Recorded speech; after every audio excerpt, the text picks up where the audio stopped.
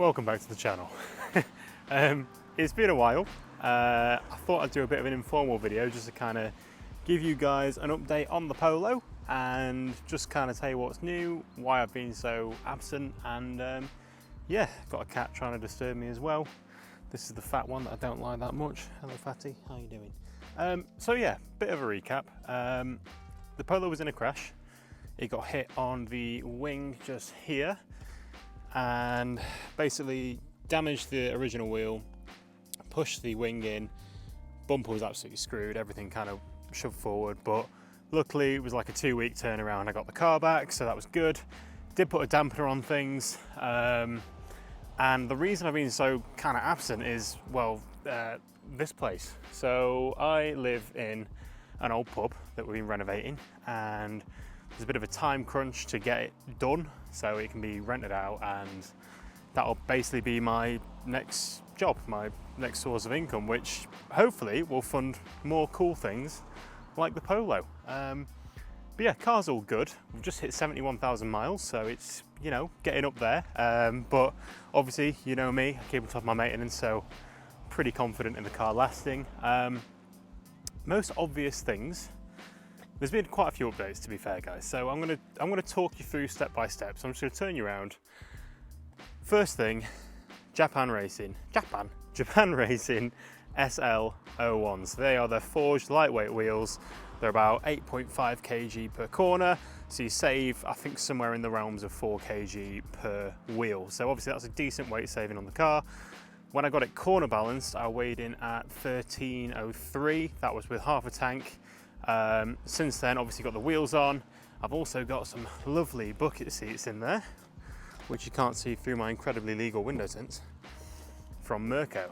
And if you guys don't know, Mirco are just basically a Polish brand of car seats, and they're quite affordable, but they are still good. So yeah, I'll talk you guys through the seats in just a little while. But yeah, so wheels, absolutely in love with how this looks on the car.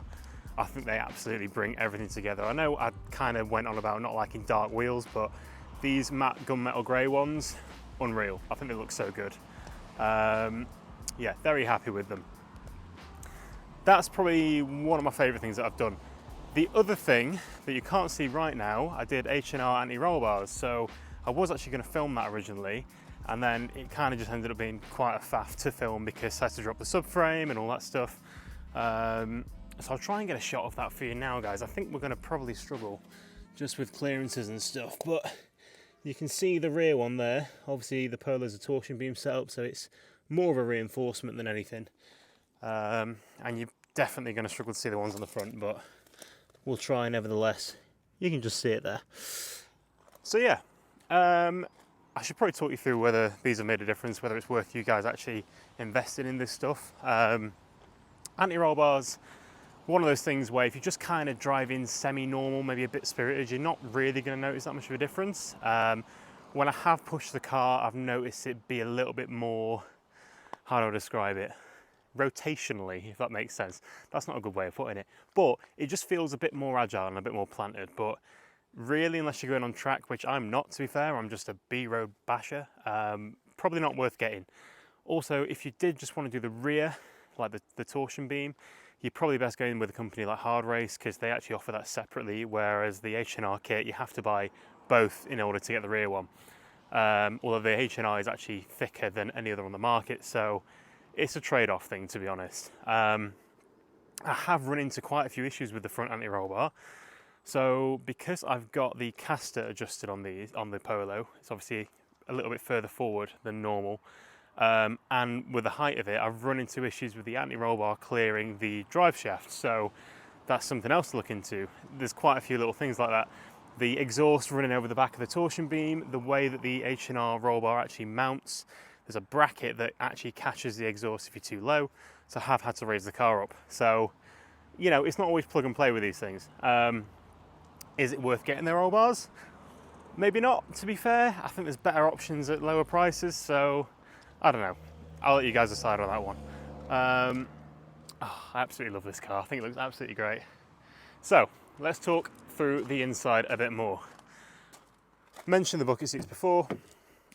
People do not make things for this car, so this has been a bit of a trial and error type thing. all in all, these cost me, I think the seats were like $8.50, rails were about $120, and then I had to get airbag plugs to basically get all the lights off the off the dashboard. So I think the plugs were something like 60 quid. All in all, we're about £1,000, right? So these are actually really, really good seats and very light as well. They're about 9 kg plus the rails, so they're probably about 11 kg, 13 kg altogether. And the standard seats are around 22, 23. So good weight saving there. I now estimate the car's probably at about 1260.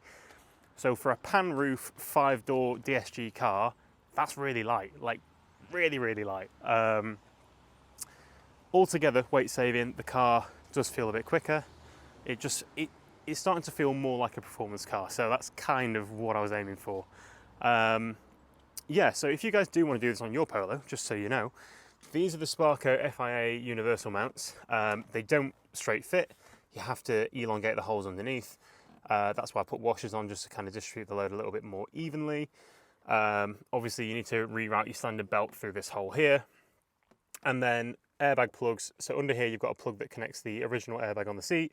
You've got to get a resistor, basically. AKS Tuning actually make these. They're 30 quid each for each plug. They plug in and then airbag lights off. Your other thing is your occupancy sensor on the passenger seat. As long as that's plugged in, the car's fine. It doesn't have to have someone sat on it or anything like that. Just remove that wiring harness from the original seat, and then I've just kind of tucked it into the well where all the connections are. Actually, in terms of fitting these, it's not too difficult when you've got all the right parts. They are very snug on here, so I've had to adjust it a little bit. There's probably like a mil of clearance beneath that material. They do just fit, but in terms of actually driving position, you sit so much lower and the car feels so much better for it. And you get held in way more around the corners, because the standard seats are kind of pants, to be fair. I didn't realise how bad they were until actually I sat in these. You're probably wondering, are these dailyable? Yes, they are actually, weirdly. They're quite comfy. At long distance, your bum does get a little bit sore, but actually, overall, pretty good. Yeah, really happy with how the interior is coming together, to be fair. Let's look under the engine bay. Not that I've done much under here, but I basically had an issue where I thought I maybe had an issue with a leaky injector / high pressure fuel pump. Because when I went to check my oil, it smelt like 99 octane, which is not normal. I then sort of had a brainwave a little bit later on and realised that I'd left the car idling for probably 3 hours because I had basically left my roof open overnight. It had gone piss wet through water, and then I had the heaters on. On direct injection engines, if you let them idle for too long, fuel can basically flood the cylinder, get past the piston rings, and then into your engine oil. So that was that problem sorted. Obviously changed the oil. When I checked the spark plugs, I noticed they were quite white on the end. Now, white typically means they're running too hot. I was running the standard plugs in this car for its whole life, actually, even through stage 2. It's been stage 2 for probably like 25k miles now. And I sort of noticed a little bit of like power delivery issues higher in the rev range. So what I've done, I've put the NGK -8 racing plugs in there. Basically all that means is that they run a little bit colder. If they run too hot, you're going to run into issues with combustion. So these run a bit colder, and I can safely say I have noticed a good performance increase. So I'm very happy with that. They are twice the price, but probably worth it.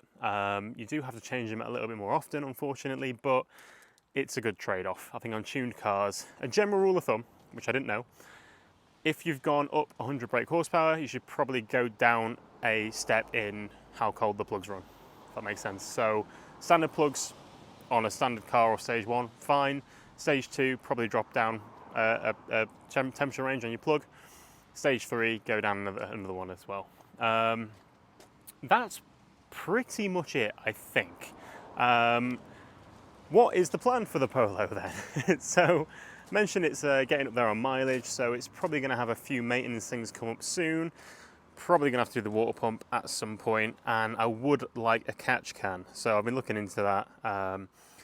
My issue is they're expensive, like really expensive. Not really compared to everything else on the car, but it's just another thing to buy.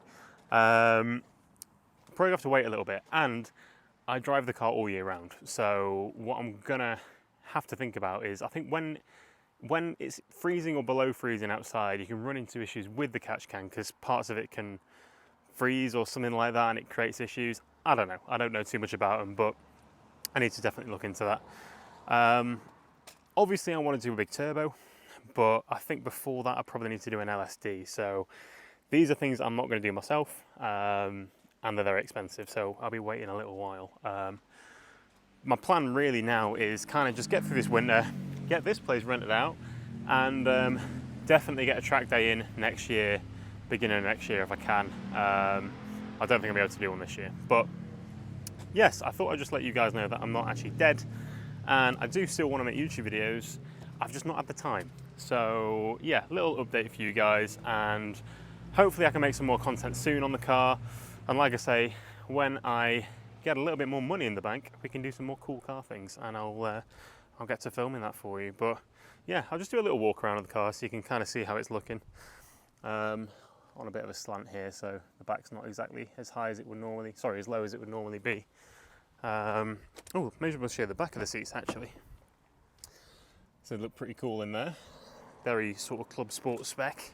I mean, I tend to call this the club sport Polo, but now it definitely is getting there. Oh, alignment specs as well. So I've been doing my own alignments. Figured why not learn to do that. So I've been running a mil of toe out, which it feels a little bit better for it in all fairness. Still running the Pilot Sport 5s, which are more than good enough. Although I did have slicks on for a little bit, semi-slicks, sorry, and they were really good in the corners as well. I also did, if you guys don't already know, so charge pipe down here. So it's the one that connects to your turbo elbow and goes down to your intercooler. Forge Motorsport offer one for these cars. I bought it, tried to fit it, it doesn't fit. Well, it does, but it runs into the DSG oil cooler lines. So if you are looking at that as an option, don't bother. It's not really meant for this car. Luckily, they were really good and they refunded me and it was no problem. But if you do want a charge pipe option and you can get a full kit, DO88 do one, which I didn't know. So yeah, that's something I'm definitely looking into as well. But yeah, apart from that, the car is pretty good. I think that's pretty much all I want to say. Just another shot from here. That cat is so needy, it's ridiculous. Yeah, I'm very pleasantly happy with this car. Oh, that's another thing. So obviously with the car getting a little bit more high on the mileage, I'm starting to notice a few things. So this windscreen was mounted too close from the factory and it started to kind of make contact with the A-pillar up here. So this is gonna have to come out at some point. That's gonna have to get sorted and painted, but it's something I'm just kind of putting off at the moment. But yeah, oh, obviously got new skirts as well, so I had to get new split new skirts. I've gone for the Maxim Racing ones. They're pretty robust. What I was noticing before with the RSP Stores one, because the fiberglass, if this wheel was kicking anything up, it was chipping away. Obviously this isn't happening with these because they are pretty good. And then I just went for the RSP splitter again on the front because they look nice and they're affordable, and yeah, they wear pretty well on the front actually. So yeah. Anyway, hope you guys have enjoyed that little catch up. Any more suggestions for things you do want to see, just let me know. I'll try and make some more content. But yeah, thanks for being so patient, and I hope this answers some questions. Until next time, I'm Ed, this is Passion for Petrol.